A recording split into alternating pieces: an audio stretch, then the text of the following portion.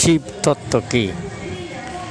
শিব কেবল দেবতা নয়, তিনি হলেন নিরাকার, নির্গুণ, চেতনাময় পরম সত্তা।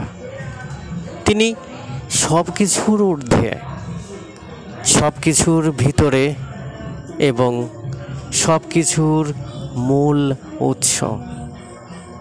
শিব স্থিরতা এবং শক্তির গতি। শিবের প্রধান কাজ সৃষ্টি, স্থিতি অর্থাৎ রক্ষা, সংহার অর্থাৎ বিনাশ, তিরোভাব অর্থাৎ মায়া এবং অনুগ্রহ অর্থাৎ মোক্ষ। শিব চৈতন্য স্বরূপ, একমাত্র সত্য, সমস্ত সৃষ্টি তারই প্রকাশ।